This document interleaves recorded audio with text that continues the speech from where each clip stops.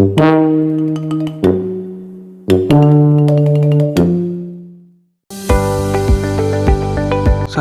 pengertian piutang usaha. Piutang merupakan kewajiban pihak pembeli terhadap penjual. Piutang usaha merupakan piutang yang terjadi akibat transaksi penjual barang atau jasa dalam kegiatan normal.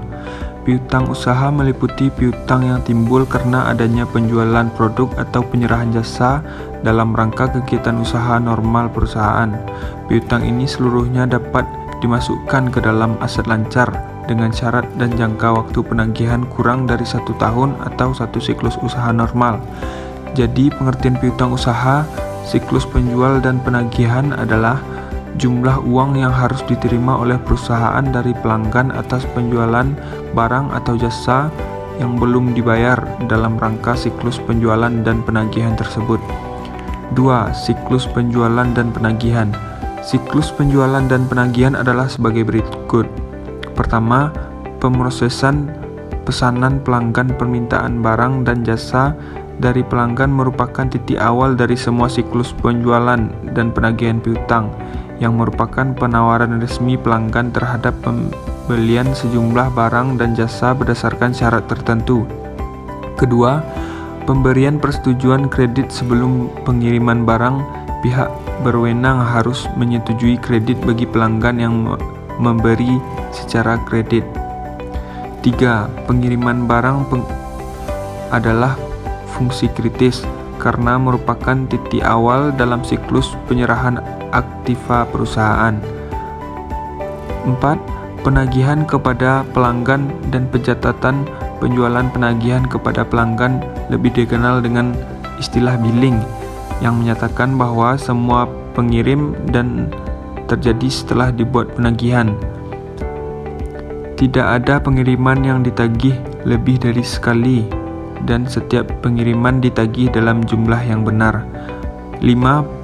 Pemrosesan dan pencatatan penerimaan kas. Semua uang kas yang disetor ke bank bisa dicatat dalam berkas transaksi penerimaan kas yang digunakan untuk pencatatan jurnal penerimaan kas dan memperbarui buku besar. 6. Pemrosesan dan pencatatan pengembalian dan pemotongan penjualan. Pada umumnya, perusahaan mempersiapkan laporan penerimaan barang yang dikembalikan dan pengembalian barang tersebut ke gudang. 7. Penghapusan piutang tak tertagih.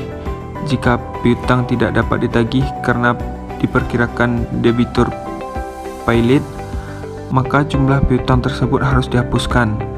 Ke-8. Penentuan cadangan kerugian piutang.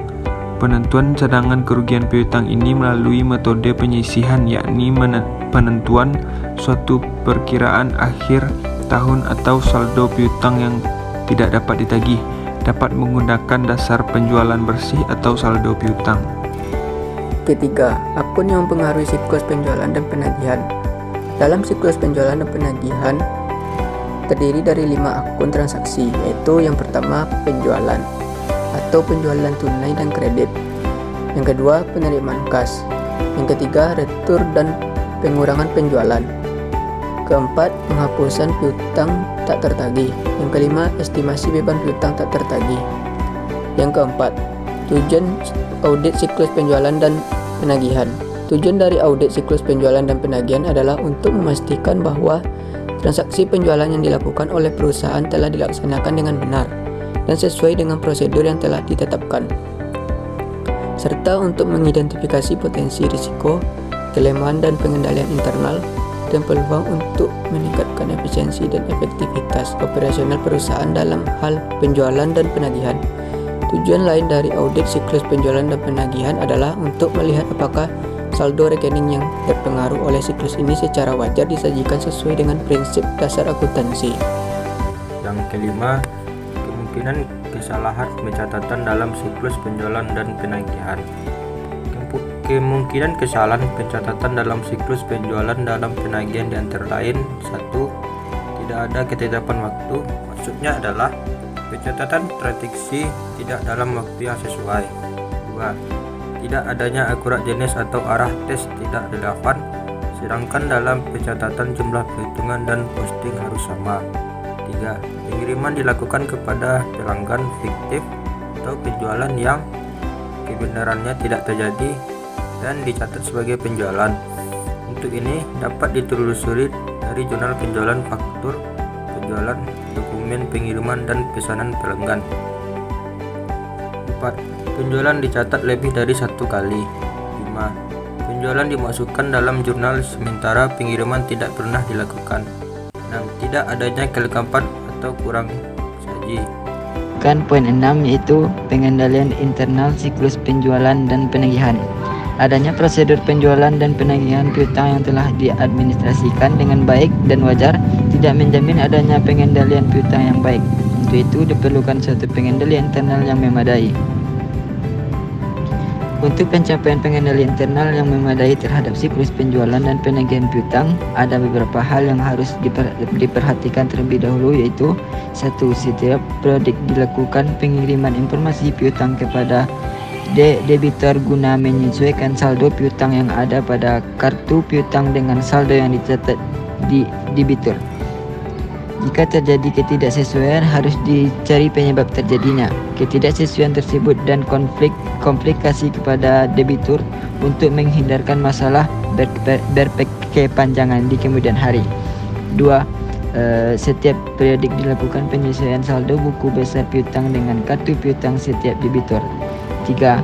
Adanya saldo dan cadangan kerugian piutang untuk mengantisipasi kemungkinan piutang yang tidak tertagih. 4. Pembuatan kartu piutang untuk masing-masing debitur hingga setiap saat dapat diketahui saldo piutang masing-masing debitur. 7. TOC siklus penjualan dan penagihan beserta contoh. Test of control atau TOC atau pengujian pengendalian pada siklus penjualan penagihan adalah serangkaian prosedur audit yang dirancang untuk mengevaluasi efektivitas pengendalian internal yang diterapkan oleh suatu perusahaan dalam proses penjualan dan penagihan. TOC ini bertujuan untuk memastikan bahwa pengendalian internal yang ada berfungsi dengan baik untuk mengurangi risiko kesalahan atau penyalahgunaan dalam proses penjualan dan penagihan. Contoh TOC pada siklus penjualan dan penagihan adalah sebagai berikut. 1. Pemisahan tugas.